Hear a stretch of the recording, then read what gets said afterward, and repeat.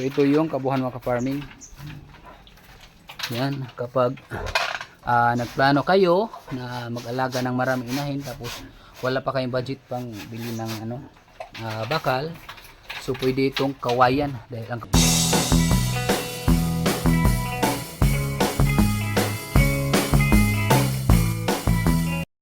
So hello mga ka-farming, magandang araw. So ang ating vlog mga ka-farming is dito muna tayo sa ating babuyan. So wala muna tayong pangisda adventure ngayon dahil medyo busy ang inyong ka-agri. So meron pala ako ipapakita sa inyo na steating pen. So bagong gawa natin kapag magplano kayo mag-alaga ng baboy tapos low budget kayo, wala kayong budget pambili ng bakal, so pwede kayong gumawa ng steating pen gamit ng kawayan at kahoy. So pakita ko sa inyo yung kabuuan dito mamaya. Tapos meron pala tayo dito siyam na patining. So yan, medyo madumi siya mga farming dahil wala na kasi masyadong tubig dito dahil sa sobrang init talaga. Hindi na nga tayo nakapagtanim ng mga gulay, hindi na tayo nakapag-vlog ng parte sa gulayan dahil wala na talagang ulan, wala na tayong pandilig. So tingnan nyo yung araw, sobrang tirik na tirik, sobrang init talaga ng panahon. So yan, tingnan nyo yung lugar natin. So yan, sobrang init na init talaga. So dito mataba yung Madre de Agua natin. Kung sinong magtanim dyan ng Madre de Agua, ang Madre de Agua maganda ito sa mga alagang baboy, manok at iba pang mga alaga. Basta dyan pwede kayo mag-comment dyan, manghingi lang kayo, pero kayo yung pupunta dito sa aming lugar.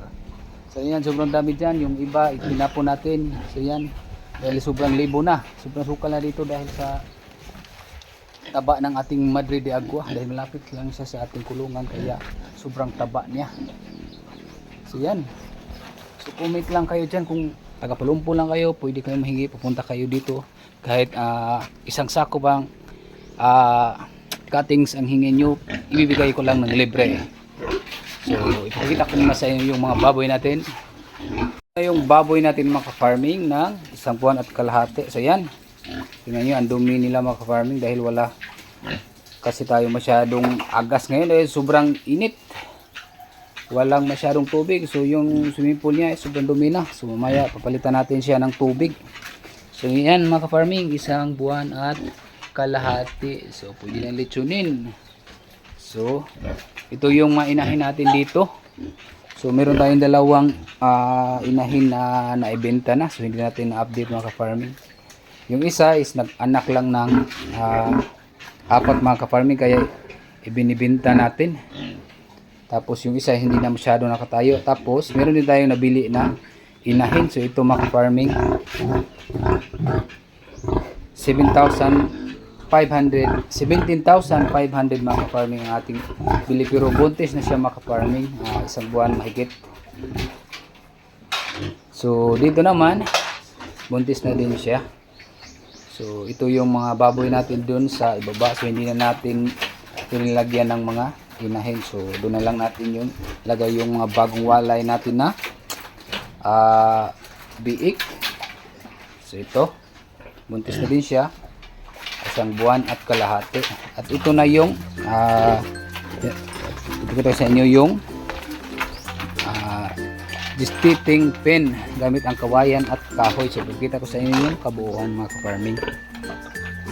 So ito yung kabuuan mga ka-farming.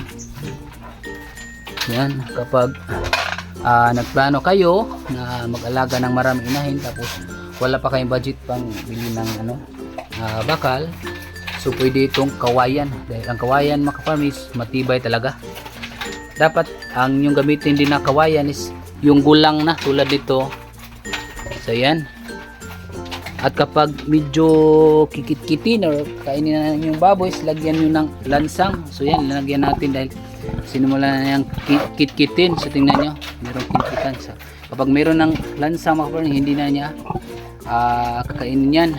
So yan, ganyan talaga yung kinaiya sa baboy. So palaging kapag meron nakita na medyo pwedeng makit-kit, so kikit-kitin talaga niya. So para ang ideya dito, para hindi nakikitin, lagyan nyo ng lansang. So tingnan nyo yung kahoy, lalo na kahoy ang inyong gagamitin. So kikitin, tingnan nyo yung kahoy, di ba? So kapag hindi nyo na ito lagyan ng lansang, so maubos itong kahoy sa pagkit-kit niya, kit-kit ng ano,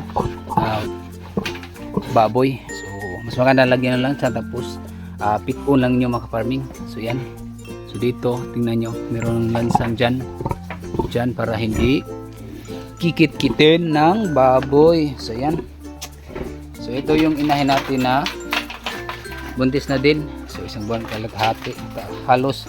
Itong tatlo nating inahin is magkasabay itong mga anak. So ito is bago nating winalayan ng biik.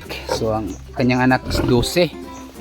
So ito ang sukat pala ng ating ano, stating pin. So ito mga farming, so kayo na lang ang tumingin dito. 2 feet mahigit. So hirap pala mga, so 2 feet mahigit mga farming. So yan, so yan yung 2 feet. So yan, tingnan nyo. So 28, ano bang tawag dito mga farming, inches ba to? 28 inches sa basta ito 2 feet at basta 28 yan. Yan. Basta yun na yun. Tapos sa taas dun mga farming is 7 feet para maka atras ang inyong ano, inahin. So yun, mas maganda mahaba dun. Tapos sinagyan natin dyan ng pakainan nila. So ang kasya dito is 3 inahin lang. So dito dapat sa ibabaw mga farming, lagyan nyo dito ng harang para hindi siya aakyat dahil meron harang. So ibawan mo ka sa baboy kapag lalo na kapag magdala na tayo ng pagkain. So magwa-wild yung baboy, gusto makawala sa kulungan, kaya kapag hindi nyo lagyan ng ganito is aakyat siya. Ayan, kahit nilagyan din natin siya ng tali mga farming para sigurado talaga hindi makawala ang ating mga inahin. Sa pasukan ng ating baboy is doon mga farming, sa pinaka likod. Tapos dito naman sa labas. So dapat mga farming, yung sa paglansang nyo, hindi nyo masyadong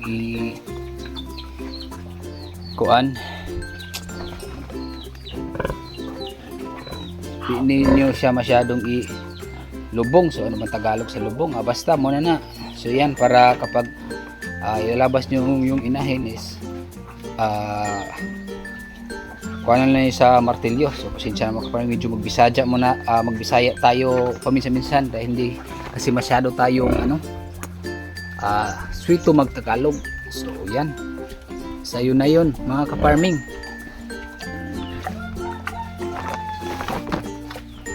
So yan yung ating stating pen gamit ang kawayan at kahoy. Basta kapag kikit-kitin na yung kahoy, dapat maglagay kayo agad ng lansang mga ka-farming. So yun lang mga ka-farming. So yun mga ka-farming, hanggang dito na ating vlog. So yan, kung bago ka pa lang sa ating channel, huwag niyong kalimutan mag-support mga ka-farming. Kung meron naman kayong i-shout out, so pwede kayong mag-comment dyan. Kung meron naman kayong mga katanungan, is pwede din kayong mag-comment dyan. So yan, daghang salamat o maraming salamat mga ka-farming. Bye bye.